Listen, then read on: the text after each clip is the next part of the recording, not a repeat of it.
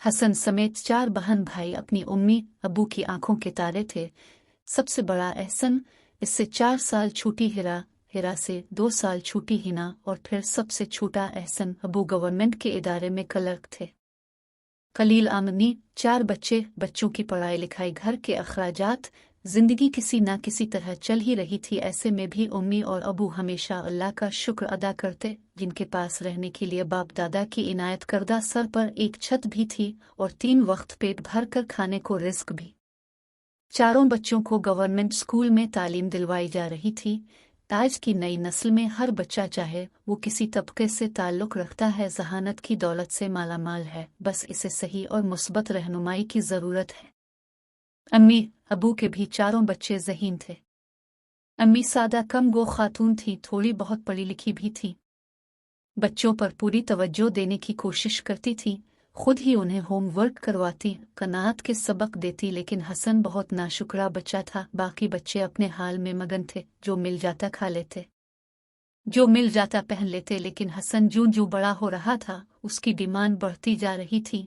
इसे अच्छे खाने, अच्छे कपड़ों, कीमती जूतों की तलब रहने लगी थी। वो अपनी गुर्बत पर कुर्ता रहता। इसने मुसम्मम इरादा कर लिया था कि जितना पढ़ सकेगा पढ़ेगा, फिर किसी भी तरीके से इस मुल्क से निकल जाऊंगा जहां गुर्बत और डिप्रेशन के अलावा कुछ नहीं है।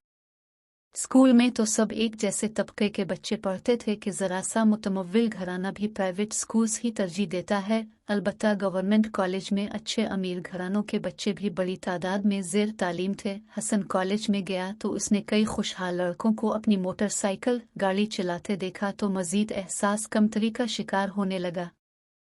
रही सही कसर हॉलीवुड की मूवीज़ ने पूरी कर दी, जो वो दोस्तों के साथ मिलकर उनके घर में बड़ी दिलचस्पी से देखा करता था। मूवीज़ में गैर ममालिक के हुसैन और दिलफरेब मनाजिर, चमचमाती गाड़ियाँ, पैसा अलिफारती, मौज मस्ती करते नौजवान, बेफिक्री और लापरवाही की आका ऐसी दुनिया जहाँ किसी को कोई गम नहीं होता।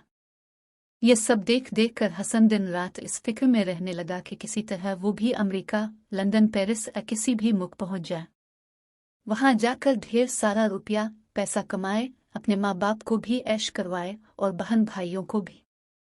उम्मी अबू इसके इरादों से गाहे गाहे आगाह होते रहते थे, जो वो खाना खाते हुए सादा खानों को देखकर मुरगन खानों के तस्वुर में आहें भरते हुए अपने माँ बाप के गोश गुजारता।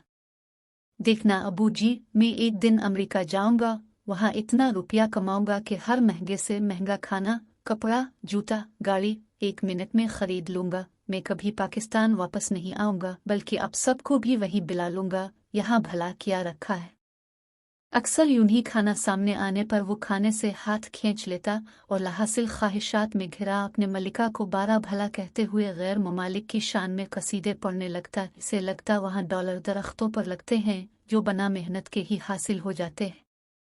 अम्मी अबू कई बार उसे प्यार मोहब्बत से समझा चुके थे, बेटा अपना मुल्क अपना होता है, थोड़ा सब्र से काम लो। जब तुम पढ़ लिख जाओगे, जॉब पर लगोगे, तो इंशाअल्लाह हमारे घर में भी खुशहाली आ जाएगी। तुम अपने बहन भाइयों में सबसे बड़े हो, अगर तुम हमें छोड़कर चले गए तो हम क्या करेंगे।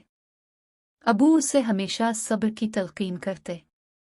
जाब हसन अस्तहज़ाए हंसता, जाब तो ऐसे कह रहे हैं जैसे मैं कोई इंजीनियर बन जाऊंगा और मुझे अच्छी कंपनी में जॉब मिलेगी। हाँ, मैं वज़ीर आज़म बन जाऊंगा। बीएससी के बाद कौन सी अच्छी जॉब मिल जाती है, ज़्यादा से ज़्यादा मैं भी आपकी तरह कहीं क्लर्क लग जाऊंगा।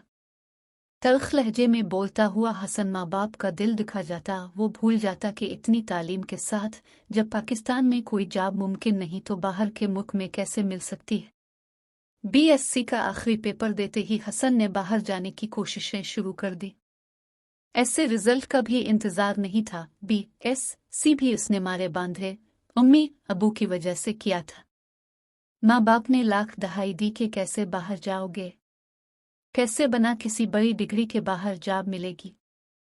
लेकिन हसन की एक ही जिद थी, ऐसे हर हाल में बाहर जाना है।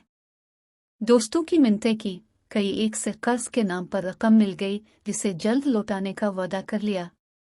अबू ने इसकी जिद के सामने हथियार डालते हुए अपने महकमे से बतौर कर्ज बड़ी रकम लेकर हसन को बाहर भिजवाने का इंतजाम किया। बिलाखिर हसन लंदन पहुंचने में कामयाब हो गया।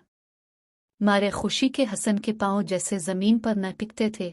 सबसे पहले हसन के लिए रिहाइश का मसला था। कोई जान पहचान वाला ना था। 3 दिन हसन ने फुटपाथ पर गुजार दिए, लेकिन अभी लंदन पहुंचने का सरवर तकलीफ वो हकायक पर हावी था। नौकरी की तलाश ने इसके पाँव में छाले डाल दिए थे। हर कोई इसकी तालीम सुनकर हरी झंडी दिखा देता है। अब हसन को सही मानों में तालीम की अहमियत का अंदाजा हुआ था।